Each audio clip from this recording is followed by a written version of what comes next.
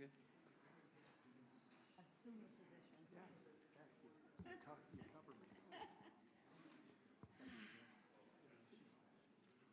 Well, good morning, everyone.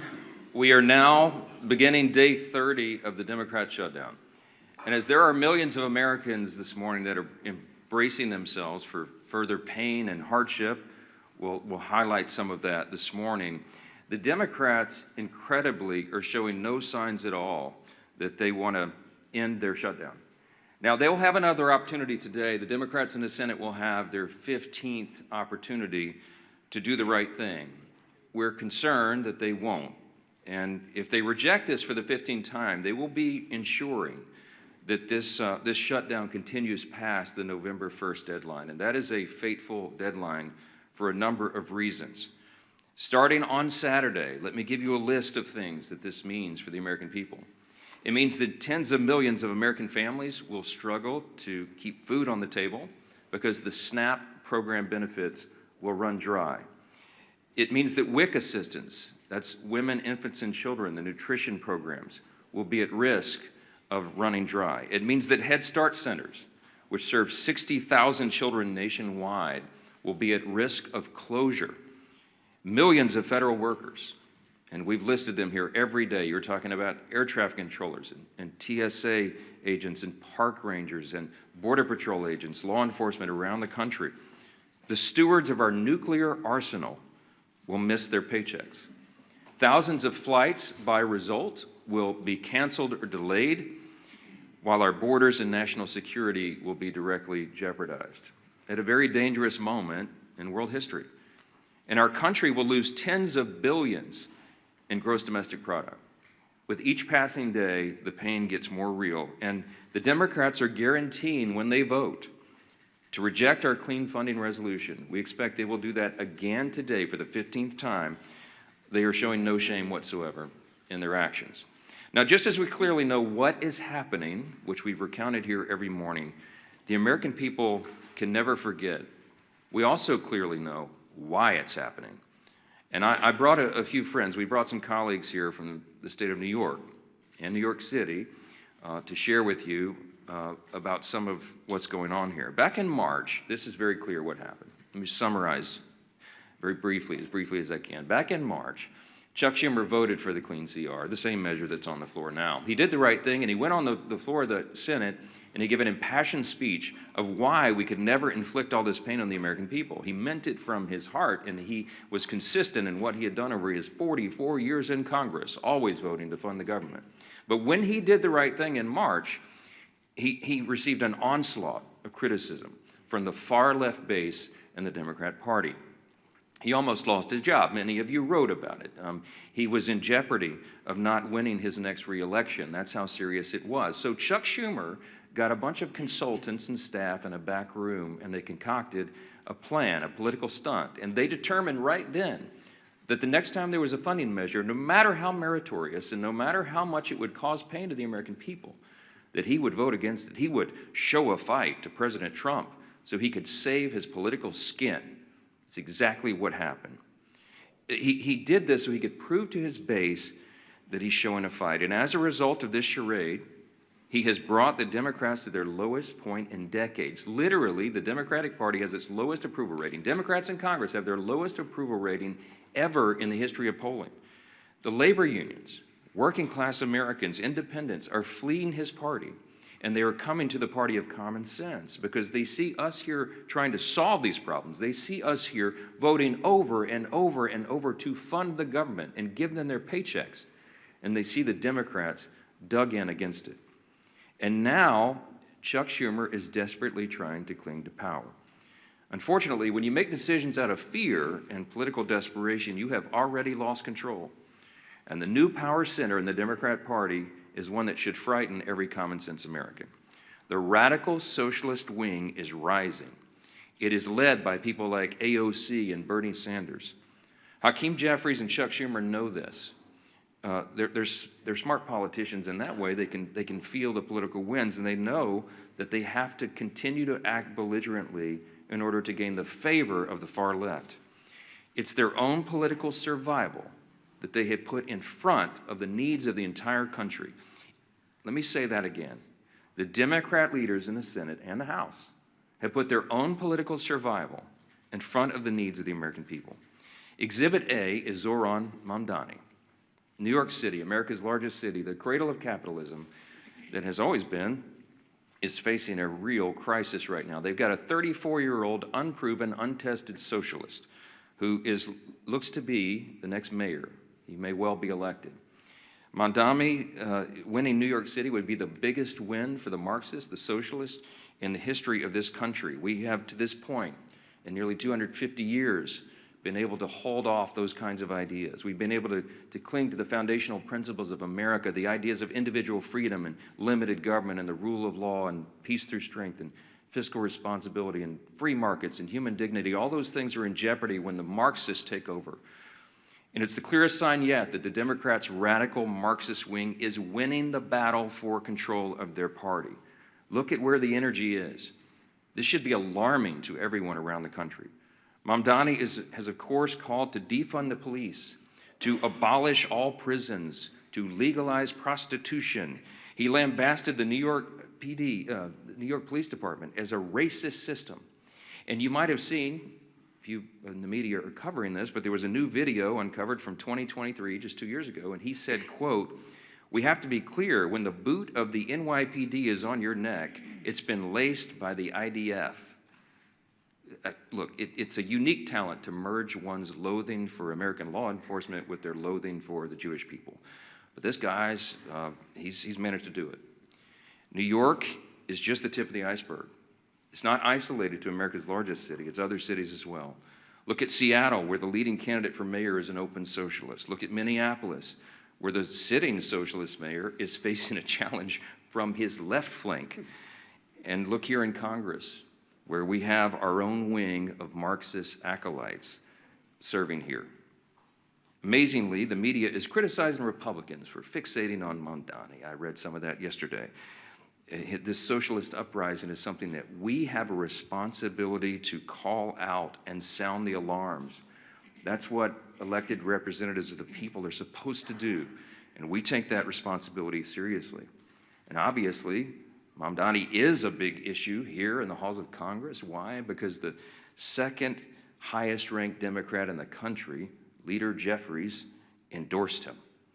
They're making Mamdani a mainstream Democrat now, and this party has left the people. Of course, the press wants us to ignore Mamdani. Here it's an embarrassment because most of the press is on the side of the Democrats. They don't want us to talk about that, but we have to. Because by endorsing Mamdani, Hakeem Jeffries has endorsed and co-owned his positions, his past statements, his Marxist playbook, and everything else that that guy espouses. And so, too, does every single House Democrat who will be inviting their leader, Jeffries, to their campaigns and to their districts next year. Every single one of them at every campaign stop should be asked, what do you think about Mamdani? What do you think about his positions? While House Democrats court Marxists in New York, Senate Democrats have chosen to shut down the government over a totally clean, nonpartisan CR.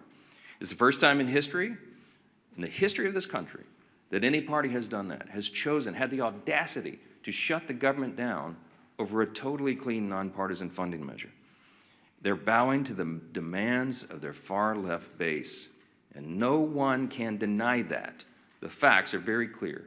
The American people are intelligent. They understand what's happening here. We pray that the Democrats, at least a handful of centrists, if there are any moderates left in the Democrat Party in the Senate, we pray that they will come to their senses and they will do the right thing by the American people, that they will stop all the pain and that they will reopen the government. As I mentioned on Saturday, things are going to become very dire. There is one way out of this, the easy way, the obvious way, and that is for the Democrats to do their job and vote for the CR. Now, I mentioned we brought some of our good friends and colleagues here from New York to talk about the mess that the Democrats have created in the Empire State. Now, why are we focusing on New York? Because, again, it's a bellwether for the rest of the nation. If you're watching at home, you need to understand the dynamics of what's happening in New York, because you have to ensure that it doesn't happen in your city, in your town, in your state. And these folks are watching this, and they're fighting it. Our Republicans in New York are trying to hold the line. They're trying to defend what is great about this extraordinary and exceptional nation that we have. But they have a lot of headwinds. And they're here to share how this reckless shutdown is impacting everyday New Yorkers. And I'm delighted to bring up to the podium, before we get our leadership reports here, one of my dear friends and colleagues and classmates back from the 115th Congress when we came in as freshmen together, Congresswoman Claudia Tenney, who is from the 22nd District of New York. She does an extraordinary job here for her state and for the country. Claudia, go ahead. Thank you so much, Mr. Speaker, and my colleagues. I actually hail from the 24th District, a little 24th. bit of, we've had some redistricting in upstate New York a couple of times, but I just want to say good morning and thank you again to my colleagues for being here. This is really important, and I wish I could say that I am surprised by what we're witnessing, but this is exactly what happens when the Democratic Party surrenders to its most radical fringe. Chuck Schumer and Hakeem Jeffries lack the political courage to stand up to the Marxist, anti-Semitic, anti-law enforcement base led by Mamdani now, AOC, and Bernie Sanders. Schumer and Jeffries are both weak leaders from New York, and specifically New York City, where they have never had to face serious political opposition and have enjoyed nothing but glowing praise from their friends in the media. They are ill-suited to lead the Democratic Party at the national level, which is on dramatic display with each passing day of this tragic shutdown. They have traded true leadership for appeasement, responsibility for disorder, and principle for political survival. This shutdown is their choice. They've surrendered to radicals funded by dark money groups pushing anti-police, anti-Israel, anti-American garbage. Now the country is paying the price. I served with Hakeem Jeffries in the New York State Legislature. He sat right next to me. I've seen this playbook before, as have my colleagues in New York who also served in the legislature. It is the same corrupt Albany routine. Reward insiders, punish taxpayers, and blame everybody else. Today, it is something far worse. A movement run by socialist Marxist activists. I don't like to call them socialists, they're really Marxist. And extremist networks, and they have hijacked the Democratic Party. And as the Speaker pointed out, just look at Zohran Mamdani, a member of the State Assembly, by the way. He actually defeated a fairly liberal member of the Assembly, who is in a narrow election, but there he is in the State Assembly. He is the face of the new far-left coalition. And make no mistake about it, the new leader of the New York Democratic Party. His campaign is not grassroots. It's bankrolled by Soros money, radical clerics, and communists working together to push a Marxist agenda in America's largest city. Schumer and Jeffries will not stand up to this movement. We've seen this because, as the Speaker pointed out, they're terrified of it. They have built their political survival on appeasing the far left, and now our entire country is being held hostage by it. They cannot open the government without angering the radicals who radically run their party. The Democratic Party is now controlled, as I said, by the Marxist activists, dark money donors. This is not a grassroots effort. And an anti-American ideology is dominating this. And they would rather destroy the system than to lose power. And unfortunately, Leader Jeffries and Leader Schumer are just succumbing to this. New Yorkers are already paying the price, and we have been paying the price. From Albany's Medicaid for Illegal scheme to Mamdani's socialist city agenda, working families are being crushed under taxes, mandates, and ideology. And if we don't stand up, the damage will not end at the Hudson. It will reach every corner of upstate New York and across this country. We are here to fight for the men and women who build, farm, serve, and raise families across New York and our nation. They are the backbone of this nation, and they deserve a government that works for them, not the political insiders who have created this mess. So my message to Chuck Schumer and Hakeem Jeffries is simple. Stop playing games. Stop bowing to this mob and reopen our government. Pay our troops, fund essential services, and start putting American families and especially in my case and my colleagues here, New York families first. And my message to New Yorkers is this: stand up, speak out, reject this radicalism that has taken over not just our city, but will take over our state. And I thank you, Mr. Speaker. I appreciate the moment.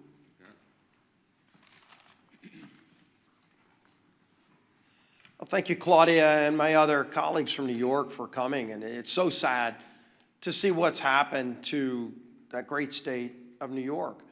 But if you go back to November, when President Trump won an overwhelming victory to come back as president, defeating Kamala Harris, winning every one of the 7 swing states. In those months after, what you saw was this internal conflict within the Democrat Party. Who is the head of the Democrat Party? You heard it over and over. Some people are trying to raise their hand.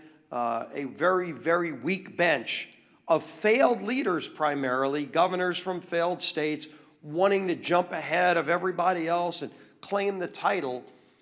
And yet, as the Democrat Party stayed that rudderless ship for months and months, because of this perfect storm, that the 2 top Democrat leaders in the House and Senate both hail from the state of New York, with the emergence now of Zoran Mandami, you have seen Zoran Mandami quickly become the new head of the Democrat Party nationally. Because Chuck Schumer, who is the head Democrat in the Senate, and Hakeem Jeffries, who's the head Democrat in the House, both hailing from New York, are scared to death of that far-left extremist, radical, socialist, Marxist movement in their own party, starting in New York. And because Mandami has taken off there, it is affecting real people everywhere in America. Devastating consequences. We've talked about it over and over. You know, the last few weeks, we talked about the pain, the suffering that Democrats were causing to especially federal workers, our troops, air traffic controllers, every other federal worker who wasn't getting paid. Some, President Trump found ways to get paid. Others, there weren't ways to do the same thing, but the president worked overtime. Look at what the president did working overtime, at least doing his job, in China this morning. A historic trade deal with China announced, where they resolved some issues on tariffs. Our soybean farmers are going to be able to sell more of their products into China. Critical minerals that we'll be able to get. All of those things President Trump continues to do while Democrats want to try to spew chaos around the country. But the harm to families, as we've been talking about, while real, is unfortunately going to get worse. And we've been telegraphing this for weeks, pleading with our Democrat colleagues in the Senate. Just five Democrats need to get the courage to end the shutdown. And only they can do it. They know that. And what are those consequences? We've been talking for weeks. Coming this weekend, Saturday, 42 million SNAP beneficiaries will lose those benefits. Those cards are going to go to zero. When they go to the grocery store to try to put food on the table, there will be no money in those accounts. And what is Chuck Schumer going to tell those families? It's no longer hypothetical. It's no longer theoretical. It's real suffering and pain, and they know that. We've given you the quotes over and over these last few weeks. They admit they are causing suffering. They're using the American people for leverage, and they just don't care. But I think they're going to start hearing more and more from people. There's some people we've been hearing from. The National Veteran Advocate, who's retired U.S. Army Sergeant Eric Donahoe, said this, quote, "The decision to vote against advancing the CR is now causing financial harm to families who serve this country." He went on to say, quote, "When I spoke with Democratic staffers that I know they called this shutdown a political opportunity. They think the more Americans hurt, the more power they gain. They even bragged about it," Donahoe said. Quote, "This isn't a headline to us. It's rent, it's groceries, it's mental health, it's stability." And of course, you've heard just a few days ago, we had the National Air Traffic Controllers Association and the American Federation of Government Employees demanding that Democrats pass the clean CR. More and more, you're seeing this growing chorus of people from all corners, including Democrat corners, telling their own party leaders, stop this madness, end the madness, and vote to open the government. But again, this weekend, it gets even more painful, more suffering that they will impose if they keep this madness up. And so I'm going to try to find 5 Democrat senators. It's all we need is 5. So let's start with John Ossoff in Georgia. Starting this weekend, over 1.3 million enrollees in SNAP in his home state of Georgia lose their benefits. 1.3 million, Senator. What are you going to tell those families if you vote no today? If you vote to take their food away this weekend? That's what your vote means today. 109,000 federal workers in his state of Georgia. Of course, the largest airport in America is in his home state of Georgia, and they're already experiencing flight delays in Atlanta. 231,000 women, infant, and children will lose their benefits in Senator Ossoff's home state of Georgia if he votes no today. Think about them when you're casting that vote. Senator Warner in Virginia, 825,000 SNAP enrollees in his home state of Virginia. 189,000 federal workers. Don't come up here and give some speech lamenting about the hardships those people are facing when you're the one voting to impose those hardships. You can stop that today by voting yes. 107,000 women, infant, and children will lose their benefits in Virginia if Senator Warner votes no. Tina Smith in Minnesota, 452,000 enrollees in the SNAP program, 33,000 federal workers, and 101,000 women, infant, and children in Minnesota will lose their benefits if Tina Smith votes no today. Gary Peters in Michigan, over 1.4 million enrollees in SNAP. No food stamp benefits this weekend to 1.4 million Michiganders. 56,000 federal workers. 189,000 women, infant, and children will go without food this weekend in Michigan if Senator Peters votes no.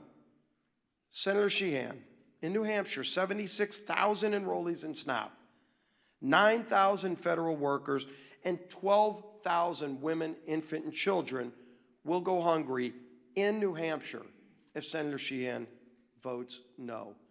I could go on with more and more of these. All we need is 5. That's 5 right there. If they get to courage, they don't have to impose that pain on families. But the only way this suffering is prevented is if they come to their senses and vote yes. We all know the math. We all know what's needed. But it's not just math. It's millions and millions of families across this country that will truly suffer and go without food if they vote no today. It's a straightforward vote. We've all voted yes and passed it through the House over a month ago. End the madness and pass this bill. Our whip, Tom Emmer.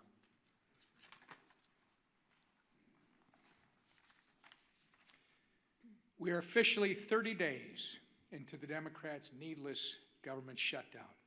30 days that millions of federal workers have gone without a paycheck.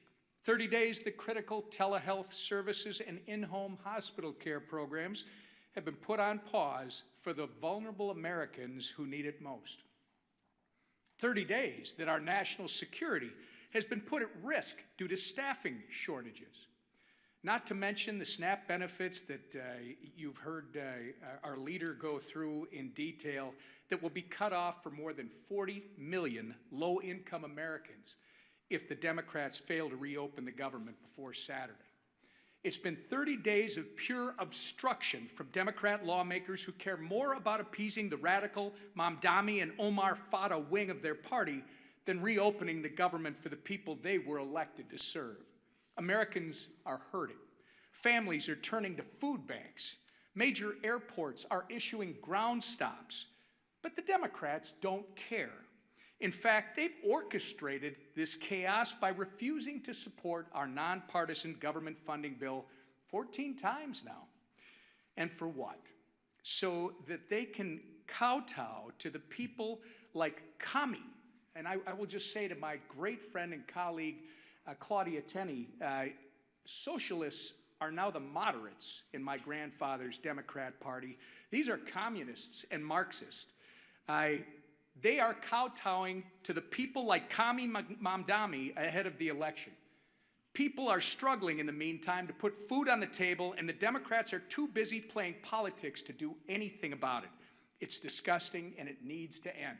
I say it every day when we do this. Remember, all we need is 5 Senate Democrats to come to their senses, break ranks with Chuck Schumer, support our clean CR, and reopen the government. It's past time for Democrats in Congress to get serious and do their jobs for the people they were elected to serve, not for the communist mayoral candidate in New York City, our conference chair. Thank you. Kami Mandami, that might stick. That might stick. Well, good. Yeah, the truth hurts, right? Works. Works, all right. Well, this Saturday, SNAP benefits run out for 42 million Americans. 42 million Americans, the SNAP benefits will run out. Let me say it one more time and let it sink in. 42 million families, including thousands in my home state of Michigan, could lose the ability to put food on the table for their families. Why? Because Democrats choose to use their pain and their hunger as leverage. Leverage for more wasteful spending, leverage to satisfy their radical base. And what are Republicans doing? Republicans did their job and are going to continue to do our job. We voted for a clean, responsible bill to keep the government open and fully fund SNAP. So let me be very clear. Republicans voted to continue funding for SNAP and continue to have families have the ability to feed their families. Democrats voted to take food off the table and voted to discontinue SNAP benefits. It is that simple.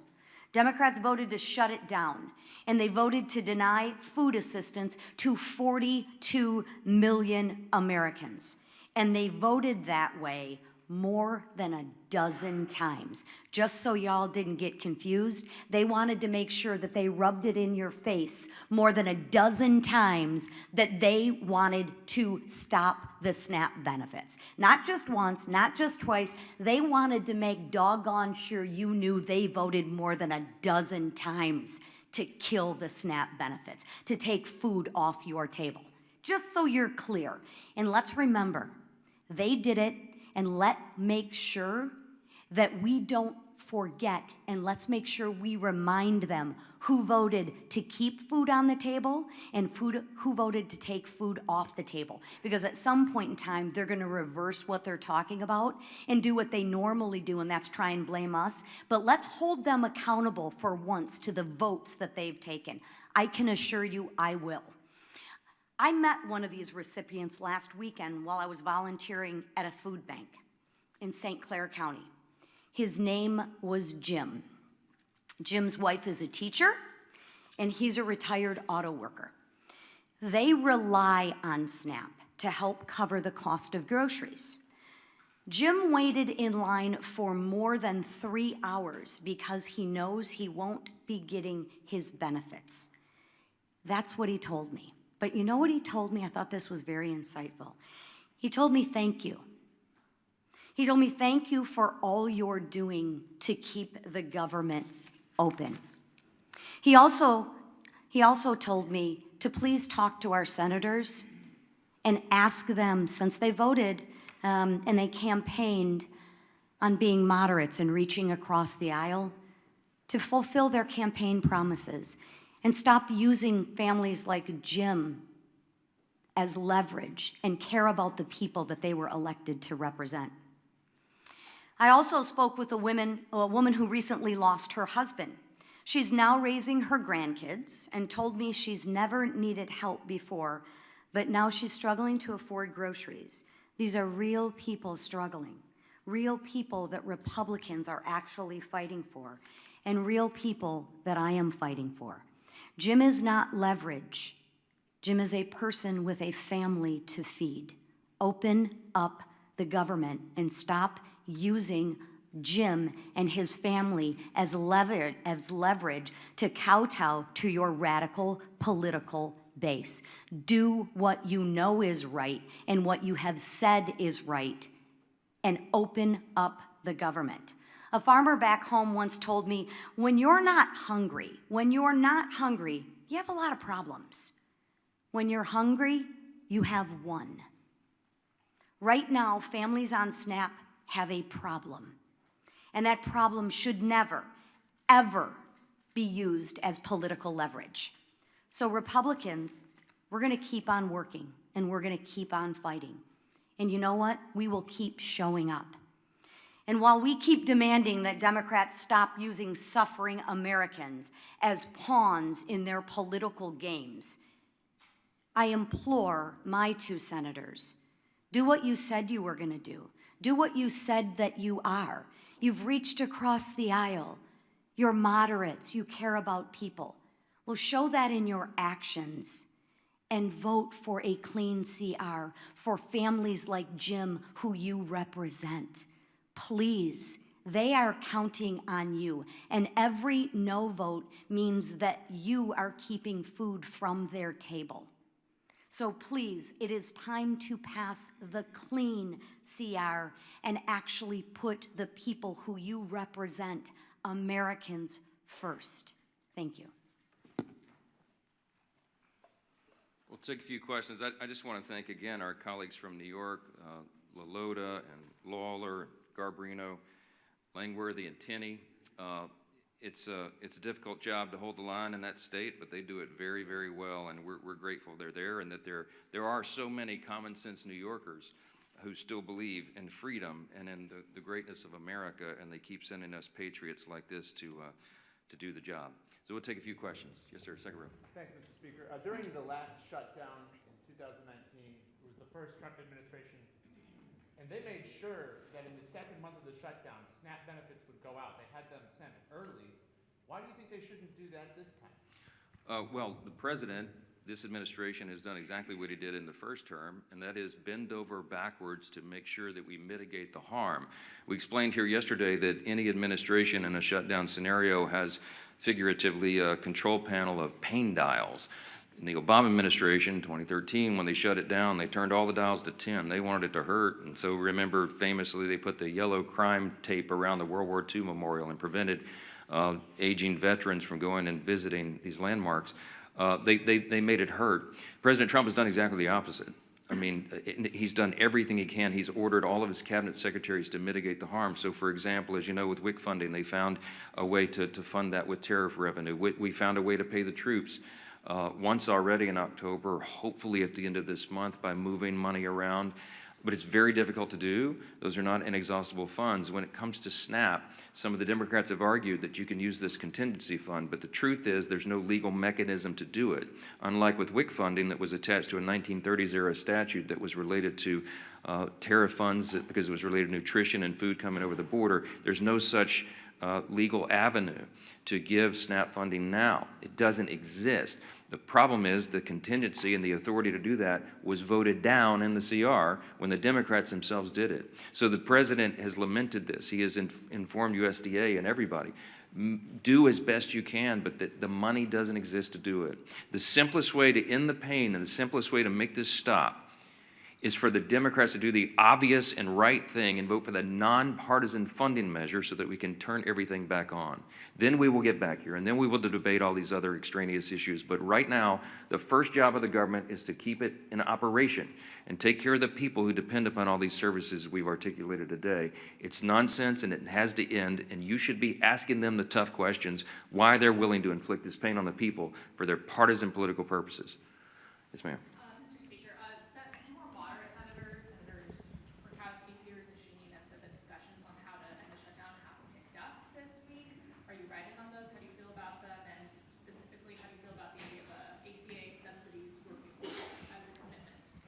ACA Subsidy Working Group?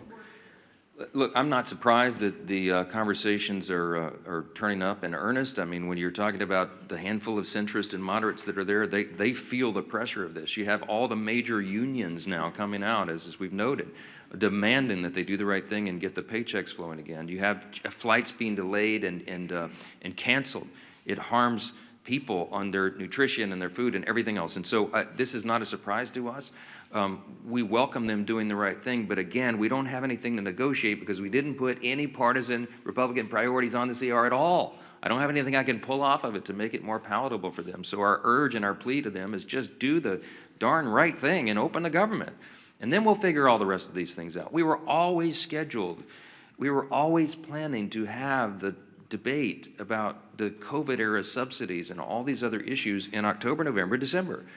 The COVID-era subsidies don't expire until the end of December. There are all sorts of discussions going on about that, all kinds of ideas. I could give you dozens of them that have been collected just in the House Republican Conference. There needs to be massive reform. There need to be income caps. There needs to be the elimination of fraud, waste, and abuse in that program, which we think is rife in it, and many other things. So there's informal working groups going on as we speak. There's discussions being had amongst all the members. But we've got to get the lights turned back on here and get the services provided to the people so that we can come here and do the rest of the legislative job. Yes, ma'am. Would you be willing to fund part of the government for the full year, as some of the senators are discussing, without a CR to open? These rifle shot bills that you keep hearing about deviates from the goal. We have one singular purpose, and that is to reopen and fund the entire government.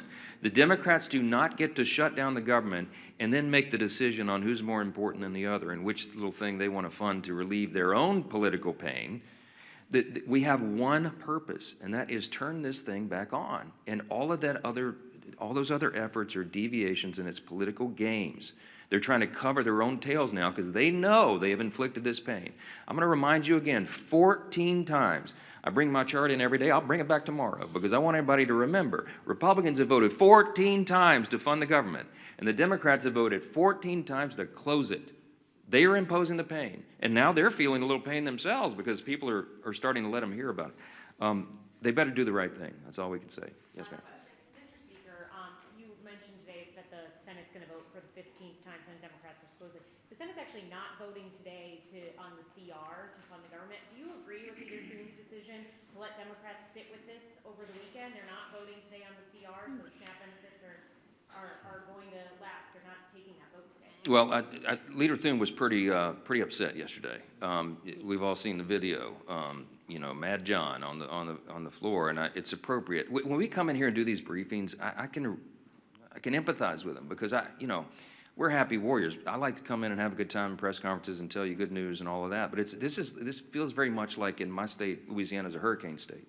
It's like giving a briefing during a hurricane, a Cat 5 hurricane. Right before it hits shores. We put the sandbags around our homes and we board up the windows and we do everything we can to prepare, but we know the real pain is about to hit. And we feel helpless in doing anything about it. And that's the same emotion and that we feel here at the podium and when we're on the floor. And Leader Thun let them have it yesterday because they were trying to play games, and we're just fed up with it. He's a very even-tempered, calm guy. I mean, I try to maintain the same demeanor, but it's infuriating to us. I'm not going to second guess his decisions on when they schedule the votes each time, but he's probably about had it with their nonsense. And when they tell him and they thumb their nose at him and give him, and say other things that they like to drop the F-bomb now for fun, for emphasis apparently. When they tell him those things, he probably recognizes it's a futile effort. He realizes they're dug in, that they don't care. They're more afraid of the Marxist, socialist, far left in the party than they are the harm that they're going to cause in the American people. That's a fact, and you need to make them try to refute that because they can't.